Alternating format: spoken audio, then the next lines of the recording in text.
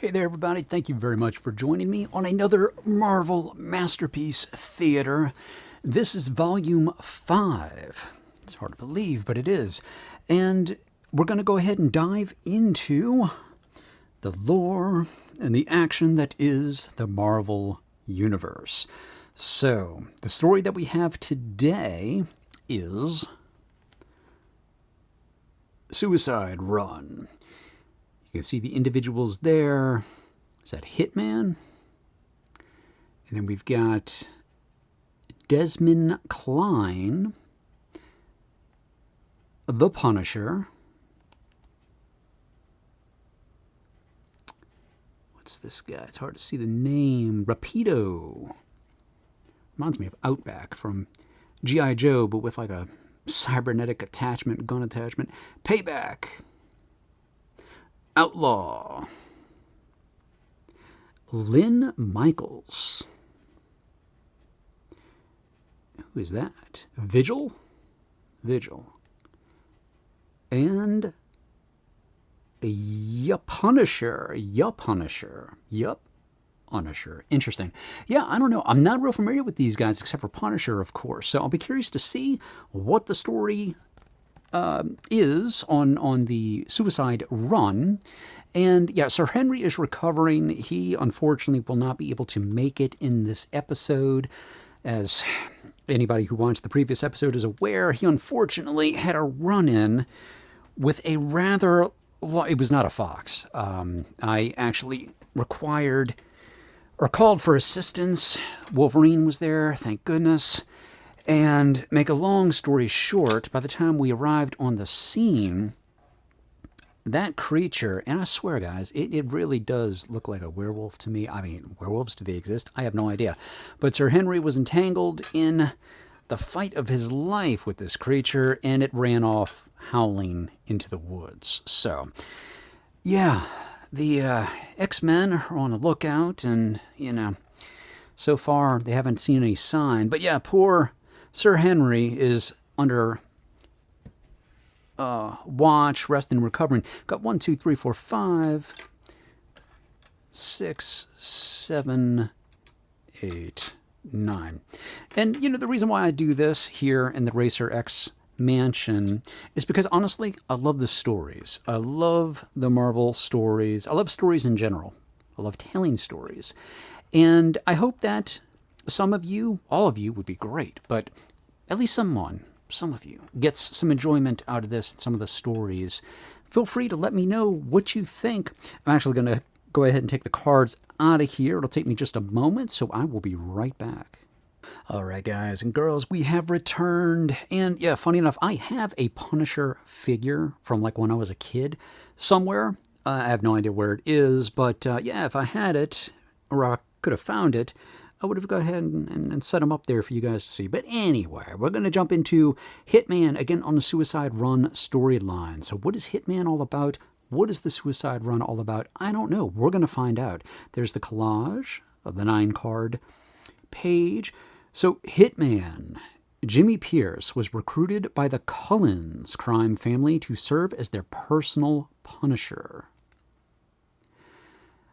While taking out a small money laundering operation, the Punisher accidentally learned of an upcoming meeting between the heads of crime families from all over the world.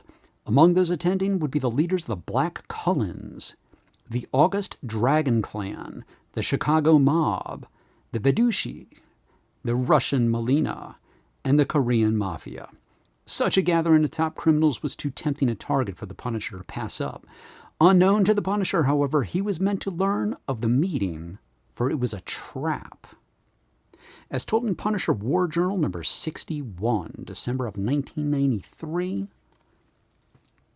it's one of the things I liked about the Punisher was, he's not a guy, he's not a mutant, he doesn't have any superpowers, he's a human being, regular old person. But, yeah, he had some bad things happen to him, his family. And so he took it upon himself to do what no one else could and put organized crime in its place. Desmond Klein. Desmond Cline. Inspired by the Punisher's death, Desmond Cline became the untrained, incompetent idiot Punisher, and he looks every part of that. So inspired by the Punisher's death, so evidently in the storyline, one is to assume the Punisher's been killed? Learning of a meeting between the world's top crime bosses, the Punisher began making preparations for an all-out attack. With the aid of his allies, Microchip and Mickey Fondazzi, the Punisher hid a truckload of explosives in the Manhattan Tower, site of the criminal summit. Unbeknownst to the Punisher, his opponents were also preparing for war, and they outnumbered him 67-1. I like those odds. Those are good odds. And the Punisher. So what is the Punisher? What does Frank Castle have to say on the subject? Inquiring minds want to know. Punisher wages a one-man war on crime to avenge the death of his family at the hands of criminals. Crashing the summit between the heads of the world's crime families, the Punisher learned the hard way that the summit was all a trap, and he was the target. Greatly overmatched, he had only one thing in his favor. He came with nothing to lose. Armed with a trigger linked to 2,000 pounds of explosives, the Punisher was prepared to take his would-be killers with him. As the standoff was broken in a hail of bullets, the Punisher fought back even as local and federal authorities closed in on the scene. Do not mess with the Punisher when he is on the job. That's all I'm saying.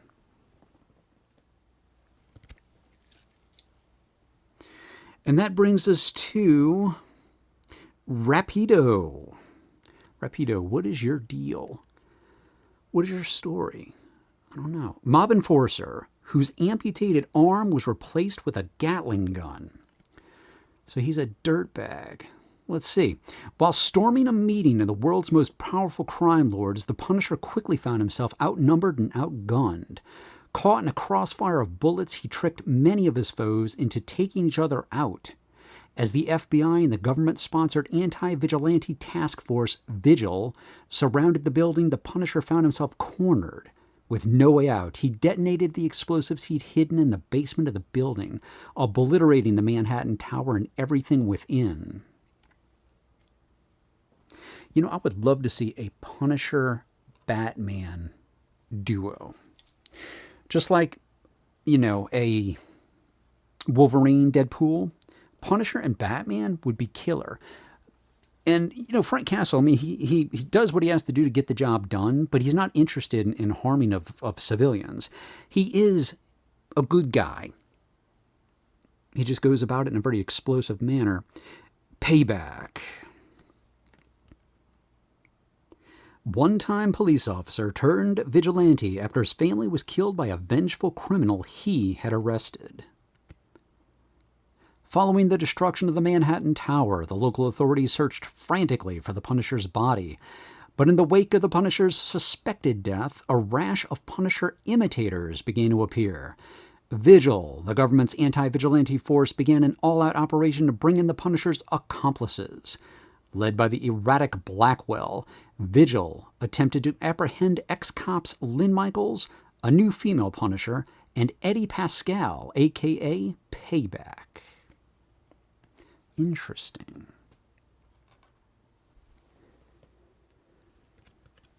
And that brings us to Outlaw. Long admiring the Punisher, Outlaw took up his hero's cause following the Punisher's apparent death. In the wake of the Punisher's apparent death, a host of individuals and organizations scrambled to take advantage of the power of vacuum. The Cullens family coerced reluctant member Jimmy Pierce into becoming their personal hitman. Outlaw, a British vigilante, rushed to America to save the Punisher, whom he idolized. Millionaire Dean Swabrick prepared to cash in on the Punisher's name by marketing himself as the Punisher. And at the remains of the Manhattan Tower, authorities pulled a body from the wreckage, a body they believed to be that of the Punisher. So there is a lot going on in this storyline. There's a lot of posers. There's a lot of wannabes. There's a lot of admirers. villains. It's crazy right now. All right, Lynn Michaels, and I do believe she was a former officer, or is. Let's see. A disillusioned police officer who came to believe in the Punisher's vigilante war on crime. Even as the Punisher's was revealed to be a corpse, even as the Punisher's corpse was revealed to be a fraud, the real Punisher, having survived the blast that destroyed Manhattan Tower, fled to the tiny upstate town of Latkist. Meanwhile, Vigil apprehended substitute Punishers Lynn Michaels and Payback. Before long, various other new Punishers jumped into action. Hitman began attacking rival crime organizations, while Outlaw frantically searched for his hero, and the Punisher appeared on several talk shows. Oh, goodness. The Punisher on a talk show. Man. Some people will do anything for fame and ratings. That brings us to Vigil. Something about that guy I just don't like. All right, what's the story? Government-sponsored anti-vigilante task force headed by the maniacal Blackwell. That's Vigil. That's the group. Yeah, I mean, that explains probably why I don't like this guy. But anyway, with the Punisher reported dead, a host of new Punishers sprang up and quickly crossed paths, accidentally interrupting a television event staged by the Punisher. Hitman was mistaken for the real Punisher. Seeing a newscast of the event, Blackwell, the erratic member of Vigil, suddenly went berserk, savagely beating Payback and Lynn Michaels, who nevertheless managed to escape from Vigil custody. Meanwhile, in Latkist, a tiny town in upstate New York, the real Punisher was arrested by the local sheriff, Bendix, as a John Doe whose fingerprints were sent to Washington for identification. Yeah, I got to check on the Lastikist? Is that how you pronounce that? Lastikist. Is that truth or fiction? I am not sure. If anybody knows, let me know. Then the infamous Punisher. Oh boy. All right, what's your story, pal? Punisher adopted the guise of the Punisher in order to cash in on his name and reputation. What was I saying earlier? I knew he was one of those types. So, chaos quickly broke out in Lastikist. When it was learned the Punisher had gone there, both the law and the underworld converged on the tiny town, intent on finishing him off. Amid the violence, the Punisher confronted and killed the psychotic Blackwell. Forced into an alliance of convenience with his one-time captor, Sheriff Bendix, the two men made their final stand at an abandoned lodge. Cornered, the Punisher detonated several propane tanks, taking out their attackers, I bet. Bendix announced to the public that the Punisher had been killed in the explosion. Free from pursuit, the Punisher returned to Manhattan to renew his war on crime with an even greater passion.